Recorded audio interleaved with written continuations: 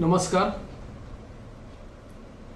पंचनामा न्यूज पोर्टलच्या यूट्यूब चॅनलवरील स्पष्ट आणि परखड कार्यक्रमात आपणा सर्वांचे हार्दिक स्वागत. मी अविनाश पाठक, मुख्य संपादक, पंचनामा न्यूज पोर्टल. काल मी आपल्याशी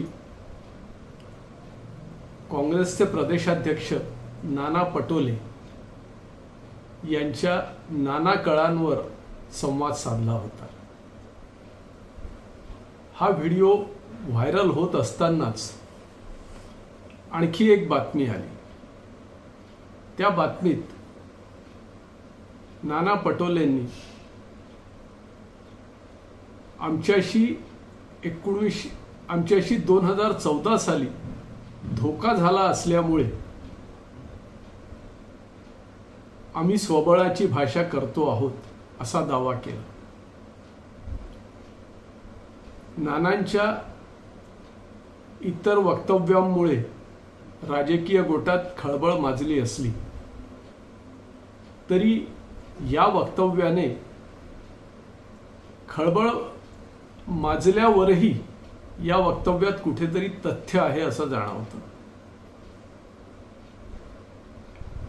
2014 साली काँग्रेसशी जो धोका झाला तो राष्ट्रवादी काँग्रेसनी केला हे उघडच आहे. नानांचाही रोख त्याकडेच होता आणि राष्ट्रवादी काँग्रेस म्हणजे शरद पवार. कारण राष्ट्रवादी काँग्रेसचा कोणताही निर्णय शरद पवारांना विचारल्याशिवाय होत नाही, किंबहुना सगळे निर्णय पवारच घेतात आणि इतरांना फक्त इम्प्लिमेंट करायला सांगतात. तसाच 2014चाही निर्णय होता. त्यामुळे धोका जो काही झाला तो शरद पवारांकडून काँग्रेसला झाला हा नानांचा अप्रत्यक्ष दावा होता. मात्र महाराष्ट्रातली जनता तेवढी सुजाण आहे, त्यांनी खरं काय ते ओळखून घेतलेलं आहे. श्रोते हो, शरद पवारांनी काँग्रेसशी धोका केला असा दावा नाना पटोले करतात. मात्र शरद पवारांनी काँग्रेसशी धोकेबाजी करण्याची ही काही पहिलीच वेळ नाही. एकूणच काँग्रेसचा आणि शरद पवारांचा इतिहास बघितला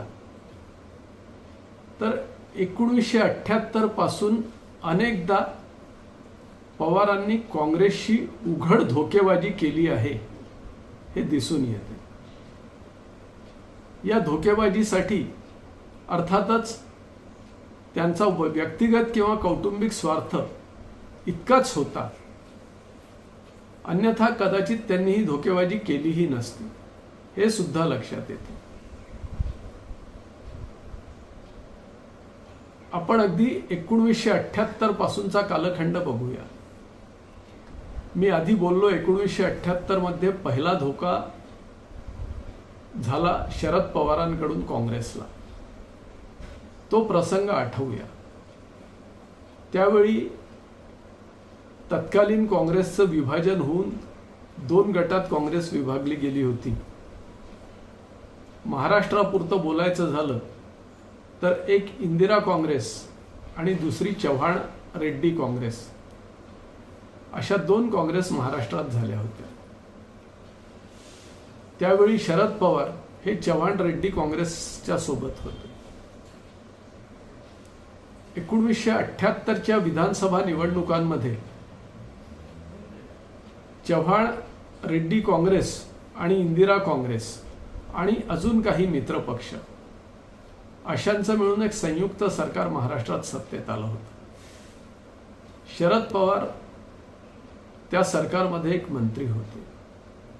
पण शरद पवार कुठेतरी अस्वस्थ आहेत हे जाणवत होतं.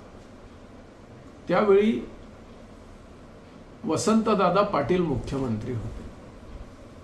विधिमंडळाचं पावसाळी अधिवेशन चालू होतं.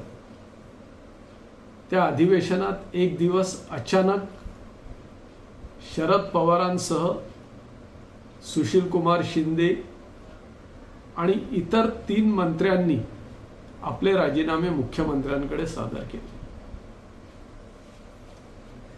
त्यावेळी काही पक्षांतर बंदी कायदा नव्हता, त्यामुळे कोणीही या पक्षातून त्या पक्षात अगदी शेजारच्या घरी जावं तितक्या सहजतेने जाऊ शकायचं.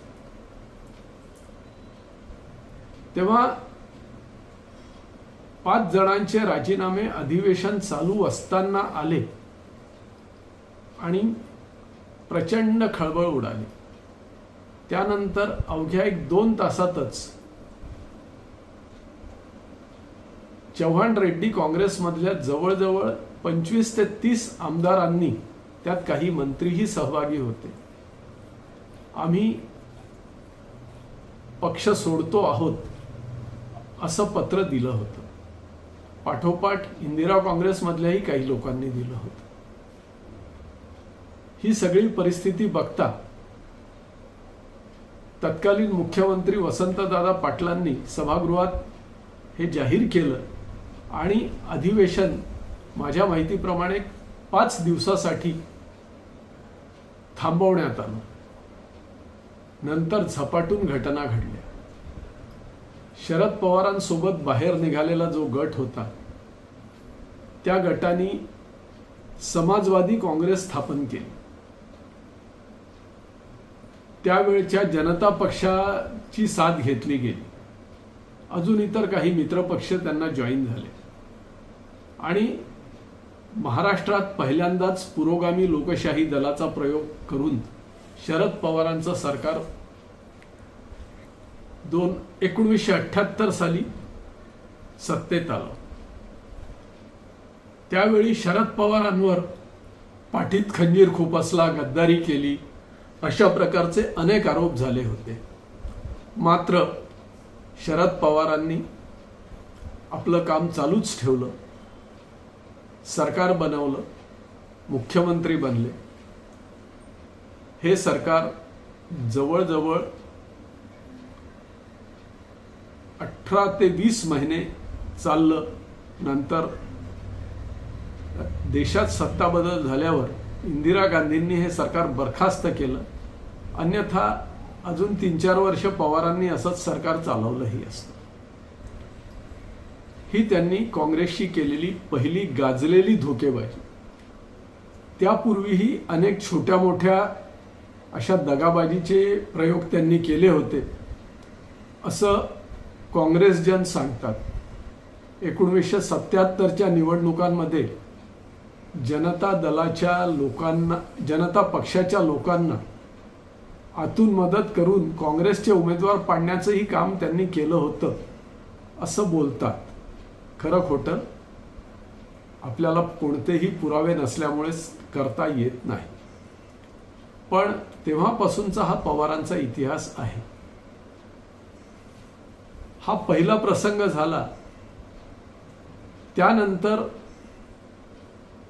1987च्या दरम्यान याच पवारांनी अचानक आपली समाजवादी काँग्रेस ही मूळ काँग्रेसमध्ये पुन्हा विलीन करून टाकली. त्याच्या मोबदल्यात त्यांनी राजीव गांधींकडून महाराष्ट्राचं मुख्यमंत्रीपद मिळवलं. यानंतर तरी त्यांनी धोकेबाजी करू नये अशी अपेक्षा होती. मात्र 1995च्या विधानसभा निवडणुकीच्या वेळी उमेदवार निवडीच्या बाबतीत बऱ्यापैकी तत्कालीन पंतप्रधान PV नरसिंहराव यांचं वर्चस्व कायम होतं. त्यामुळे पवारांना आपल्या अनेक जवळच्या लोकांना उमेदवारी देता आली नाही. त्या सगळ्यांना पवारांनी बंडखोरी करायला लावली. मला आठवतं 1995च्या विधानसभेत जवळजवळ 45 की 47 अपक्ष होते. हे सगळे पवारांनी बंडखोरी करायला लावलेले होते. त्यानंतर या सगळ्यांनी युतीचा साथ दिला आणि युतीच्या सरकारात त्यातल्या काही जणांनी मंत्रिपद उपभोगली. नंतर युतीचं सरकार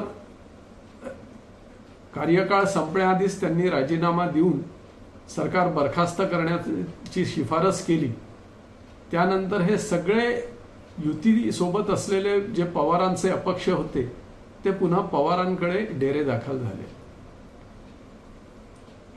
1998 मध्ये राज्यसभेच्या निवडणुकीतही महाराष्ट्रातून राम प्रधानांना पाडून, जे की त्यावेळी सोनिया गांधींचे उमेदवार म्हणून ओळखले जात होते, त्या राम प्रधानांना पाडून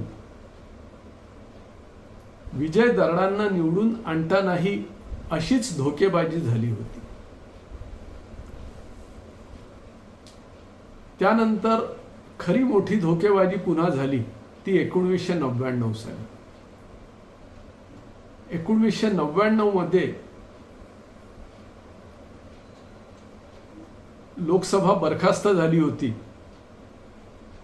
नवीन निवडणुका होणार हे निश्चित होतं आणि काँग्रेस कदाचित गठबंधन करून सत्तेत येऊ शकेल अशी शक्यता दिसत होती.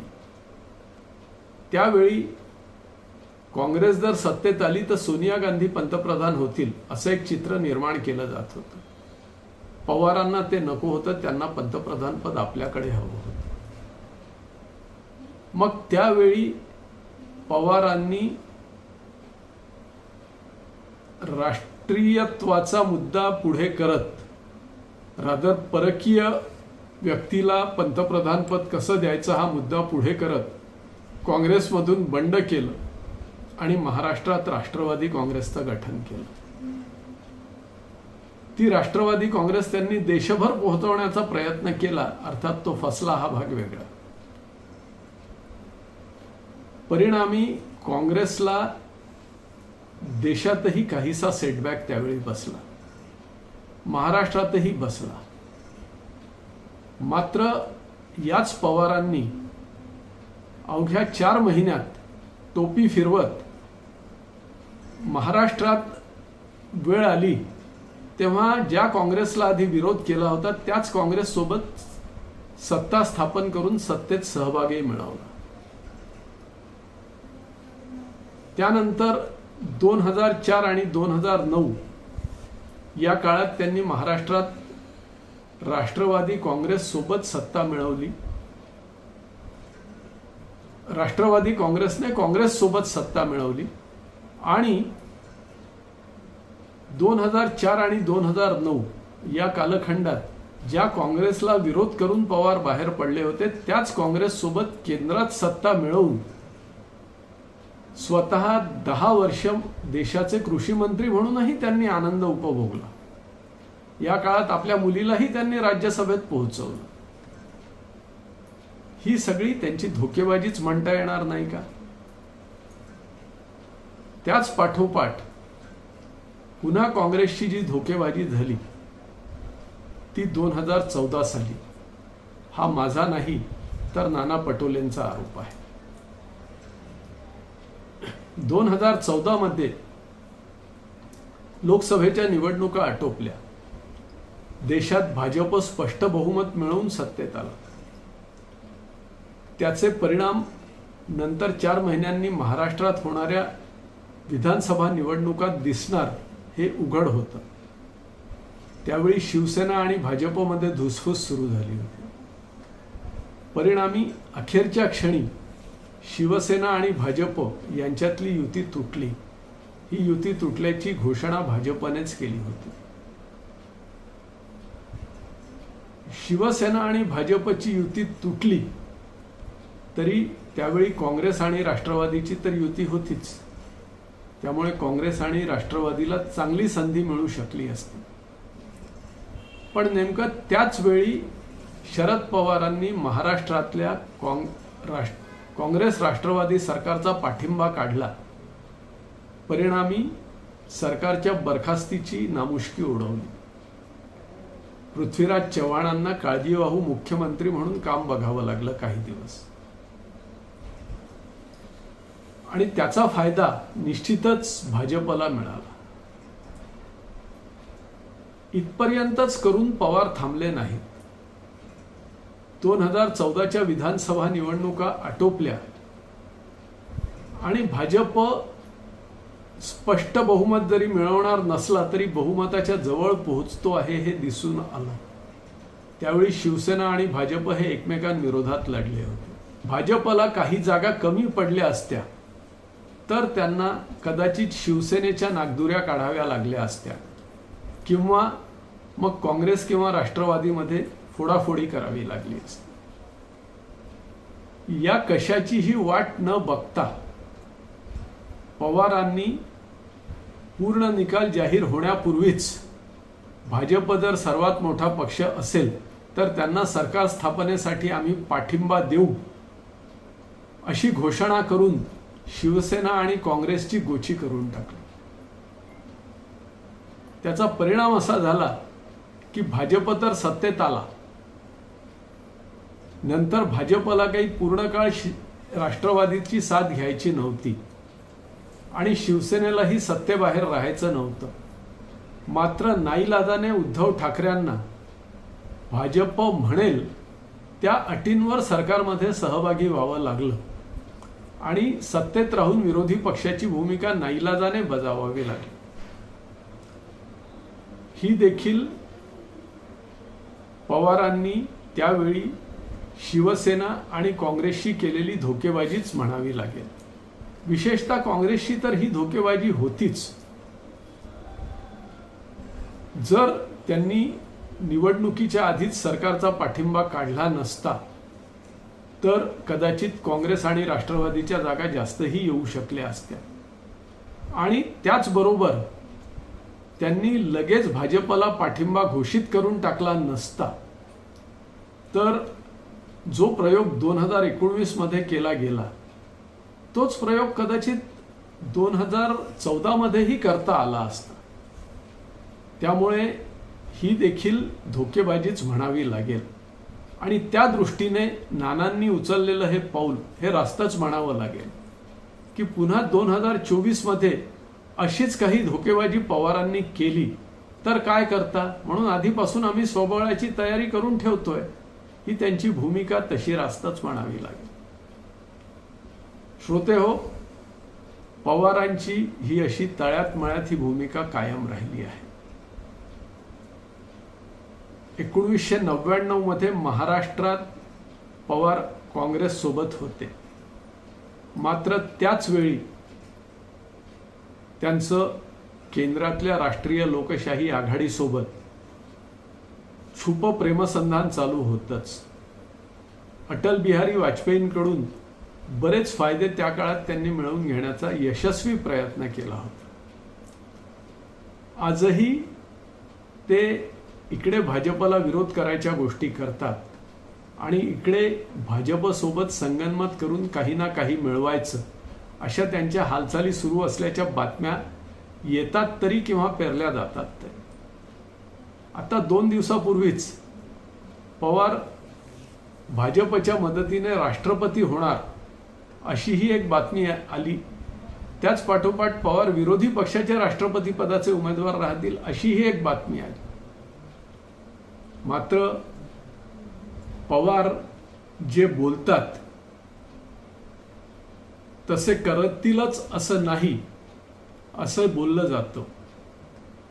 आता पवार राष्ट्रपती पदाचे उमेदवार आहेत की नाही याबाबत पवारांना विचारलं तर त्यांनी स्पष्ट खुलासा करून टाकलाय की मी राष्ट्रपती पदाचा उमेदवार नाही. मला आठवते सुमारे 15 वर्षापूर्वी नागपुरातच एका पत्रपरिषदेत तत्कालीन लोकसभा अध्यक्ष मनोहर जोशी यांनीच सांगितलं होतं की पवार जे बोलतात त्याच्या विपरीत नेहमी ते वागत असतात. त्यामुळे पवार जर म्हणत असतील की मी राष्ट्रपती पदाचा उमेदवार नाही तर ते नक्की राष्ट्रपती पदाची तयारी करत असतील असा अंदाज बांधायला काहीच हरकत नाही.